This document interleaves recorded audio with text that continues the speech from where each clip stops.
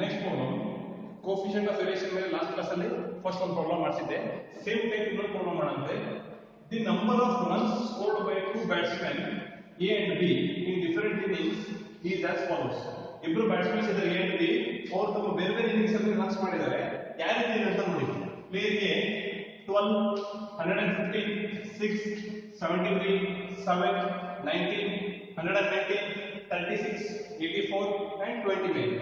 Player B 47, 12, 76, 42, 4, 51, 37, 48, 13 and 0. ಎರಡು questions ಕೇಳಿದ್ದಾರೆ ಕೆಳಗೆ. ಮತ್ತೆ who is the better run scorer ಅಂತ ಕೇಳಿದ್ದಾರೆ ಕ್ವಶನ್ ಮಾರ್ಕ್. ಹಾಗೆ ಹೂ ಇಸ್ ಮೋರ್ ಕನ್ಸಿಸ್ಟೆಂಟ್ ಅಂತ ಕೇಳಿದ್ದಾರೆ ಕ್ವಶನ್ ಮಾರ್ಕ್. ಈ ರೀತಿ ಇದ್ದಾಗ ಕೋಎಫಿಷಿಯಂಟ್ ಆಫ್ ವೇರಿಯೇಷನ್ ನ ಐಡೆಂಟಿಫೈ ಮಾಡಬೇಕು. ಫಸ್ಟ್ ನಾವು ಪ್ಲೇಯರ್ ಎ ಮಾಡೋಣ ಸೆಪರೇಟ್. ಪ್ಲೇಯರ್ ಎ ಕ್ಯಾಲ್ಕುಲೇಷನ್ಸ್ ಮಾಡಂತೆ. ಪ್ಲೇಯರ್ ಎ ಫಸ್ಟ್ ಆ ಇನ್ಫಾರ್ಮೇಶನ್ ಏನಿದೆ ಅಲ್ಲ ಎಕ್ಸ್ ಅಂತ ಕಾಲಮ್ ಅಲ್ಲಿ ಬರ್ಕೊಂತೀನಿ. ಏನಿದೆ ಅಲ್ಲ ಪ್ಲೇಯರ್ ಎ 12 ಅಲ್ಲ 15 ಅಲ್ಲ ಎಕ್ಸ್ ಅಂತ ಬರ್ಕೊಂತೀನಿ. 12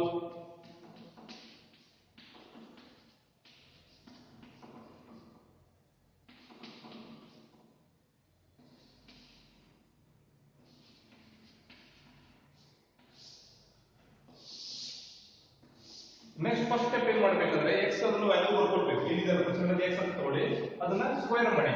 X square 12 square 12 into 12 is 144.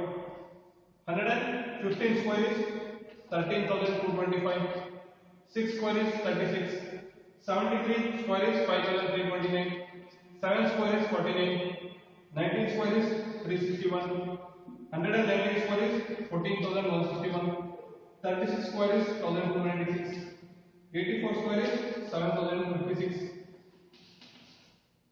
Next 29 square is 841. ಅದನ್ನ ಟೋಟಲ್ ಮಾಡ್ಕೊಳ್ಳಿ. ಇದು ಸಮೇಷನ್ x ಇರುತ್ತೆ. Next column summation x square.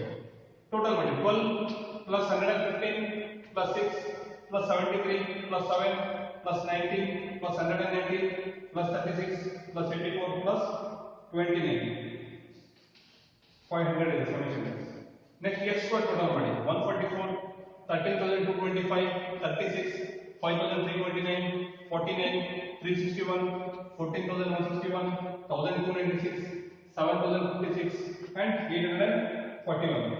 42,498 ಆಗುತ್ತೆ. ಫಸ್ಟ್ ಸ್ಟೆಪ್ ಮೀನ್ ಐಡೆಂಟಿಫೈ ಮಾಡೋಣ. ಫಾರ್ಮುಲಾ ಇದೆ ಸಿ ಗೆ player A coefficient of variation can formula standard deviation divided by mean into 100. Standard deviation ಬೇಕು mean identify ಮಾಡೋಣ. First mean identify ಮಾಡೋಣ. Formula ಏನಿದೆ summation x by n. Summation x is total 500 divided by n ಎಷ್ಟಿದೆ coat ಮಾಡಬೇಕು. 1 2 3 4 5 6 7 8 9 10 items divided by 10. mean ಎಷ್ಟಾಯ್ತು 500 divided by 10 is 50. ಅದೇ ರೀತಿ standard deviation identify ಮಾಡಿ. Formula summation x square by n minus summation x by n whole square. Summation x square is 42,498 divided by n is count ಮಾಡಿದ್ರೆ items n is 10 minus summation x by n whole square. Summation x is 500 divided by n is 10 whole square. 42,498 divided by 10 is 4,249.8 minus 500 by 10 whole square. ಯಾರಿಗೆ take ಮಾಡಬೇಕಂದ್ರೆ 500 into 500 divided by 10 equals 2,500. Next 4,249.8 minus 2,500 1,749.8. ಅದಕ್ಕೆ square root ಹಾಕಿ 41.8306 ಬರುತ್ತೆ standard deviation. Point ಅಂದ್ರೆ 4 digit ತಗೊಳ್ಬೇಕು. ಮೀನ್ ಕೂಡ ಅಷ್ಟೇ point ಅಂದ್ರೆ 4 digit ತಗೊಳ್ಬೇಕು. ಫುಲ್ ಡಿಸ್ಪ್ಲೇ ಬಂದ್ರೆ ಇಲ್ಲಿ ಡೈರೆಕ್ಟ್ ಬೈ 50 ಬಂದಿರೋದು ಅದಕ್ಕೆ ತಗೊಂಡಿದ್ದೀನಿ. ಮೀನ್ ಮತ್ತು ಸ್ಟ್ಯಾಂಡರ್ಡ್ ಡಿವಿಯೇಷನ್ ಯಾವಾಗಲೂ ಅಷ್ಟೇ ಪಾಯಿಂಟ್ ಅಂದ್ಮೇಲೆ 4 ಡಿಜಿಟ್ ತಗೊಳ್ಬೇಕು. 5th ಡಿಜಿಟ್ 5 ಗಿಂತ ಹೆಚ್ಚಿಗೆ ಇದ್ರೆ ಕನ್ವರ್ಟ್ ಮಾಡಬೇಕು. 41.8306. ಈಗ ಅಪ್ಲೈ ಮಾಡೋಣ. ಸ್ಟ್ಯಾಂಡರ್ಡ್ ಡಿವಿಯೇಷನ್ ಎಷ್ಟಿದೆ 41.8306 ಡಿವೈಡೆಡ್ ಬೈ ಮೀನ್ ಎಷ್ಟಿದೆ x per 50 ಇದೆ into 100. CV coefficient of variation player ಎಷ್ಟು ಬರುತ್ತೆ 41.8306 into 100 divided by 50 is 83.66 ಬರುತ್ತೆ. ಸೇಮ್ ಇದೇ ರೀತಿ ಈಗ ಪ್ಲೇಯರ್ ಬಿ ಕೂಡ ಮಾಡಬೇಕು.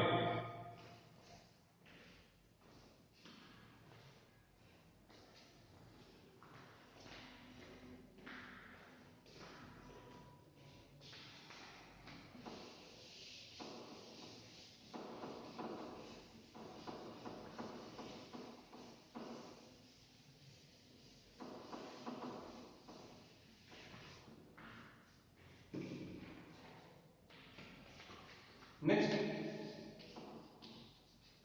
ಪ್ಲೇಯರ್ ಬಿ ಗೆ ಸೇಮ್ ಪ್ಲೇಯರ್ ಬಿ ಗೆ ಎಕ್ಸ್ ಅಂತ ತಗೊಳ್ಳಿ ವ್ಯಾಲ್ಯೂ. ಸೊ ಏನಿದೆ ಒಂದು 47 12 26 ಇದೆ ಅಲ್ಲ, ಅದನ್ನ ಎಕ್ಸ್ ಕಾಲಮ್ ಅಂತ ತಗೊಳ್ಳಿ.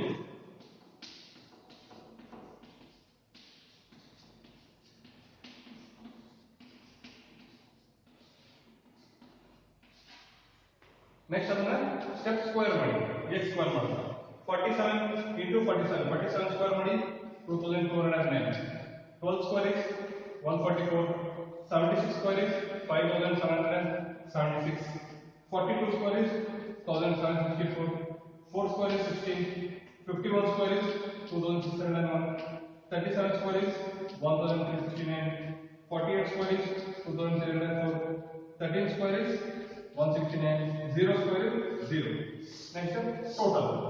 Summation x square total ಮಾಡಿ, summation x square ಕೂಡ total ಮಾಡಿ.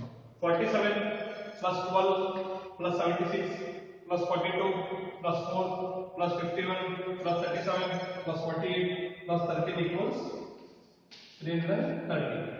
Next ಅದೇ ರೀತಿ summation x square total ಮಾಡಿ. 2209, 144, 5776, 1764, 16, 2601, 1369, 2304 plus 169 equals 16352 ಬರುತ್ತೆ. ಫಸ್ಟ್ ಒನ್ ಮೀನ್ ಐಡೆಂಟಿಫೈ ಮಾಡೋಣ. ಮೀನ್ ಫಾರ್ಮುಲಾ ಏನಿದೆ? Summation x divided by n. Summation x ಎಷ್ಟಿದೆ? 330 ಡಿವೈಡೆಡ್ ಬೈ n ಎಷ್ಟಿದೆ? ಕೌಂಟ್ ಮಾಡಿ. ಐಟಮ್ಸ್ 1 2 3 4 ಹಾಗೆ 10 ಇದೆ, ಇದು ಕೂಡ divided by 10. 330 divided by 10 is 33. ಮೀನ್ ಎಷ್ಟಿದೆ? 33. ಅದೇ ರೀತಿ ಸ್ಟ್ಯಾಂಡರ್ಡ್ ಡಿವಿಷನ್ ಐಡೆಂಟಿಫೈ ಮಾಡಿ. Formula summation x square by n minus summation x by n whole square. Summation x square is 16352 divided by n is 10 is items. Summation x by n whole square. Summation x is 330 divided by n is whole square. 16352 divided by 10 is 1635.2 minus 330 into 330 divided by 10 equals 1018. 1635.2 minus 1018 is 546.2. ಅದಕ್ಕೆ square root ಹಾಕಿ 23.73709 ಬರುತ್ತೆ.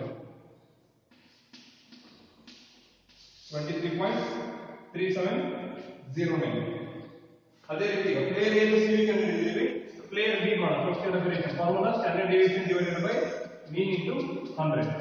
Standard division ಎಷ್ಟಿದೆ? 23.3709 divided by mean ಎಷ್ಟಿದೆ? 33 into 100. 23.3709 into 100 divided by 33 is 70.82. ಇದು CV player B. ಇದೆಷ್ಟಿದೆ? CV player A. ಓಕೆನಾ? First player A ಎಷ್ಟಿದೆ? 83.66 ಇದೆ. Player B 70.82 ಇದೆ. ಅವರು ಎರಡು ಕ್ವಶನ್ಸ್ ಕೇಳಿದ್ದಾರೆ. ಏನೇನು ಕೇಳಿದ್ದಾರೆ questions? Who is the better run scorer ಅಂತ ಹೇಳಿದ್ದಾರೆ. ಯಾವಾಗಲೂ ಬೆಟರ್ ರನ್ ಸ್ಕೋರರ್ ಯಾರಾಗಿರ್ತಾರೆ ಅಂತಂದ್ರೆ ಯಾರು ಮೀನ್ ಹೆಚ್ಚಿಗೆ ಇರ್ತಾರೆ, ಅರ್ಥಮೆಟಿಕ್ ಮೀನ್. ಇವ್ನು ಪ್ಲೇಯರ್ ಬಿ ಎಷ್ಟಿದೆ? 33 ಇದೆ. ಪ್ಲೇಯರ್ ಎ ಎಷ್ಟಿತ್ತು? 50 ಇತ್ತು ನೋಡಿ. ಮೀನು ಪ್ಲೇಯರ್ ಎ ಎಷ್ಟಿತ್ತು? 50. ಹೌದಾ? ಪ್ಲೇಯರ್ ಎ ಜಾಸ್ತಿ ಇದೆ. ಯಾವಾಗಲೂ ಮೀನ್ ನೋಡಬೇಕು ಬೆಟರ್ ರನ್ ಸ್ಕೋರರ್ ಇದೆ. ಯಾರಿಗೆ? ಪ್ಲೇಯರ್ ಎ ಜಾಸ್ತಿ ಇದೆ. ಹಾಗಾಗಿ player A is better run scorer. Better run scorer. First question ಗೆ answer. Second one, who is more consistent ಅಂತ ಹೇಳಿದ್ದಾರೆ. ಯಾವಾಗಲೂ ಹೇಳಿದ್ರೆ ಲಾಸ್ಟ್ ನೋಡೋದು ಕನ್ಸಿಸ್ಟೆಂಟ್ ಹೆಂಗ್ ನೋಡ್ಬೇಕಂದ್ರೆ ಯಾರ್ದು ಸಿವಿ ಆನ್ಸರ್ ಕಮ್ಮಿ ಬಂದಿರ್ತಲ್ಲ, ಕೋಎಫಿಷಿಯಂಟ್ ಆಫ್ ವೇರಿಯೇಷನ್ ಯಾರು ಕಮ್ಮಿ ಬಂದಿರ್ತಲ್ಲ ಅವ್ರು ಕನ್ಸಿಸ್ಟೆಂಟ್ ಇರ್ತಾರೆ. ಪ್ಲೇಯರ್ ಎ ಎಷ್ಟಿದೆ? 83.66 ಇದೆ. ಪ್ಲೇಯರ್ ಬಿ 70.82 ಇದೆ. ಪ್ಲೇಯರ್ ಬಿ ಕಡಿಮೆ ಇದೆ, ಹಾಗಾಗಿ ಅವನು ಮೋರ್ ಕನ್ಸಿಸ್ಟೆಂಟ್ ಇರ್ತಾರೆ. Player B is more consistent.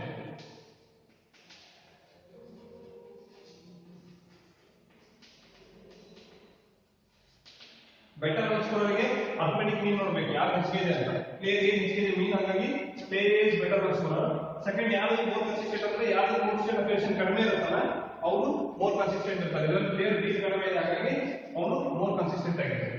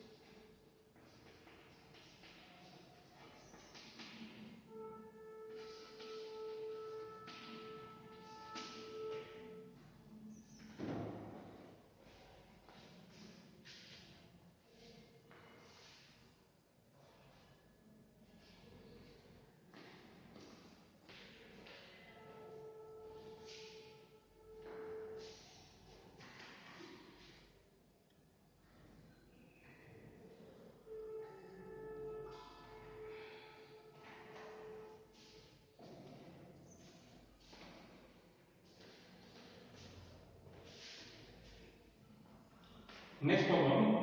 Goals scored by two teams A and B in the football season are as follows. Football season ಅಲ್ಲಿ ಎರಡು team A and B goals ಯಾವ ರೀತಿ ಮಾಡಿದ್ದಾರೆ ಅಂತ ಕೊಟ್ಟಿದ್ದಾರೆ. Number of goals scored in a match 0 1 2 3 4. Next number of matches team A team ಗೆ ಎಷ್ಟು ಹೇಳಿದ್ದಾರೆ? ಟೀಮ್ A 22 8 7 8 ಮತ್ತೆ 3.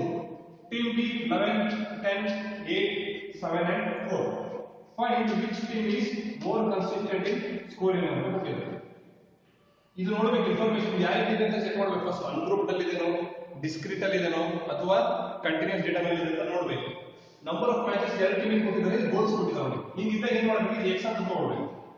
ಇದು ಎರಡು ಟೀಮ್ಸ್ ಇದಾವಲ್ಲ, ಇದು ಎಫ್, ಇದು ಕೂಡ ಎಫ್.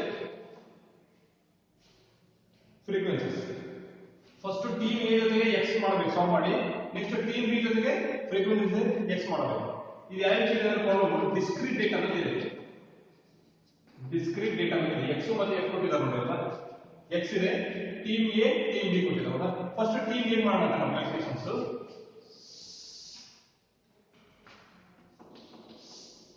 ಎಕ್ಸ್ ಎಷ್ಟಿದೆ, 0 1 2 3 4, 0 1 2 3 4.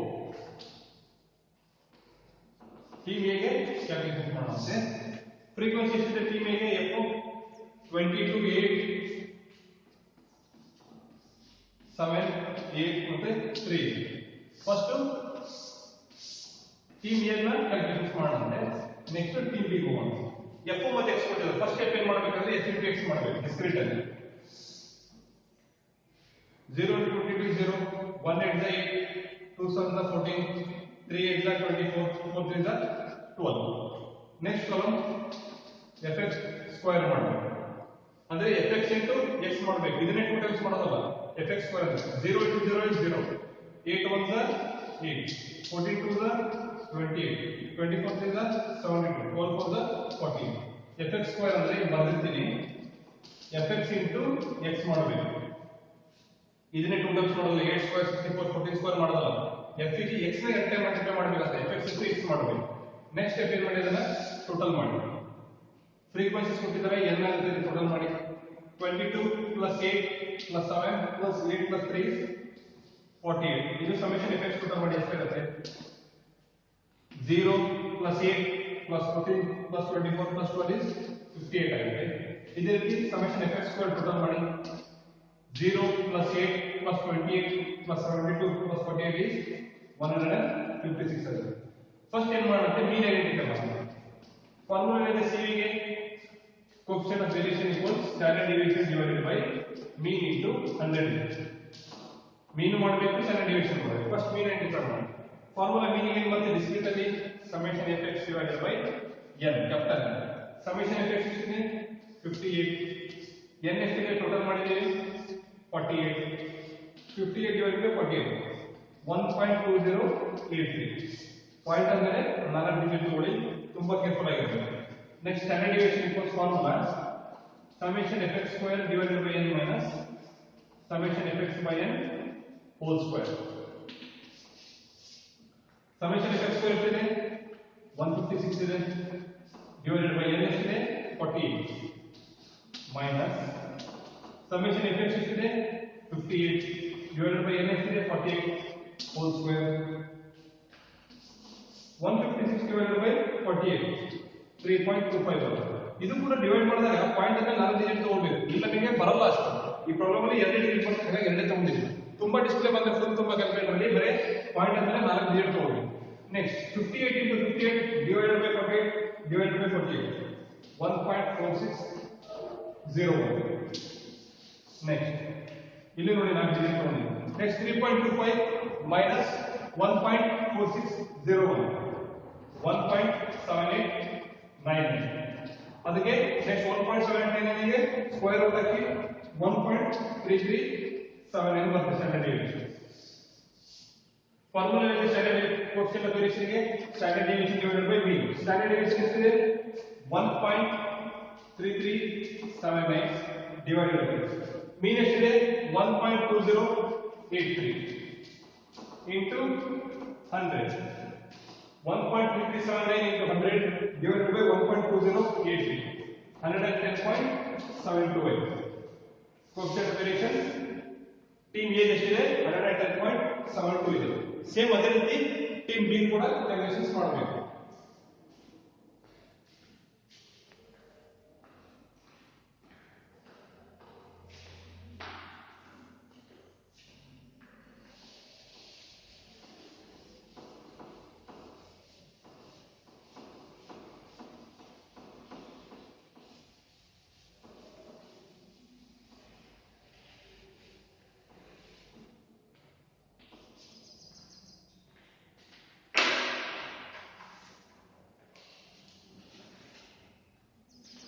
ನೆಕ್ಸ್ಟ್ ಕ್ಯಾಲ್ಕುಲೇಷನ್ಸ್ ಟೀಮ್ ಬಿ ಮಾಡುತ್ತೆ. ಏನಿದೆ ಎಕ್ಸ್ ಎಫ್ ತಗೊಳ್ಬೇಕು. ಅಗೇನ್ ಎಕ್ಸ್ ಎರಡಕ್ಕೂ ಸೇಮ್ ಇದೆ. 0 1 2 3 4 ಇದೆ. 0 1 2 3 4. ಫ್ರೀಕ್ವೆನ್ಸಿ ಎಷ್ಟಿದೆ ಇದಕ್ಕೆ? ಟೀಮ್ ಬಿಗೆ 11 10 8 7 and 4. ಫಸ್ಟ್ ಸ್ಟೆಪ್ ಏನು ಮಾಡಬೇಕಾಗಿ ಎಫ್ ಇಂಟು ಎಕ್ಸ್ ಕಾಲಮ್ ಮಾಡಬೇಕು. F X 0 11 is 0, 1 10 is 10, 8 to the 16, 3 7 is 21, 4 4 is 16. Next column fx square column.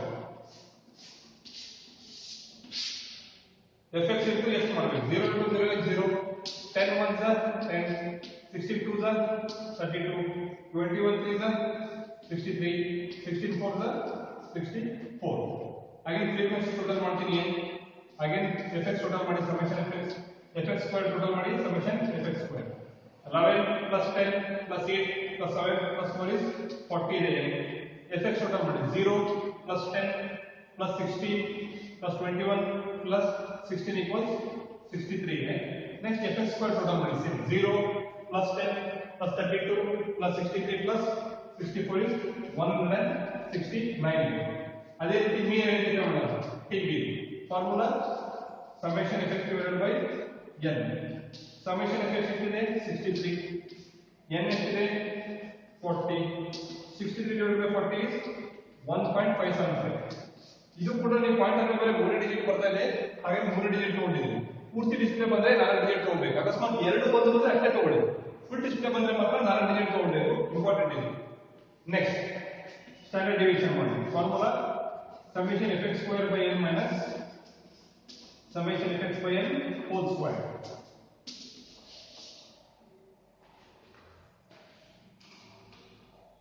summation fx square ಎಷ್ಟಿದೆ? 169 divided by n ಎಷ್ಟಿದೆ? 40.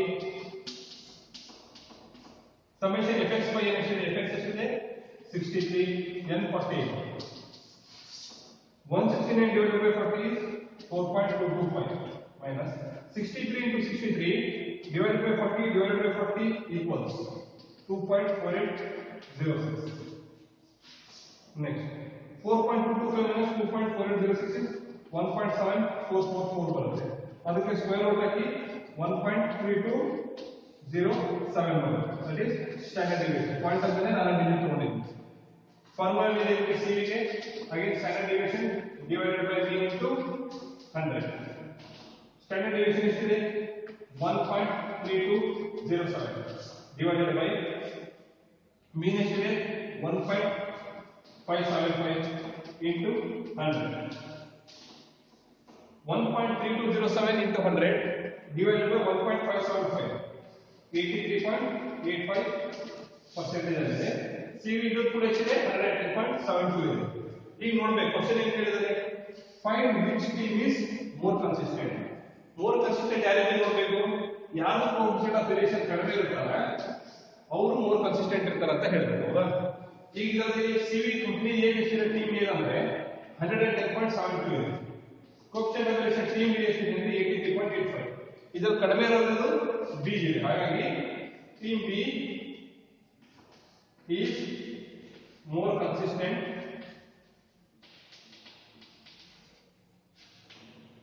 in scoring ಅಂತ ಕಮೆಂಟ್ ಬರೀಬೇಕು. Team B is more consistent in scoring. ಯಾರು C V ಕಡಿಮೆ ಇರ್ತಾರ ಅವರು more consistent ಆಗಿರ್ತಾರೆ.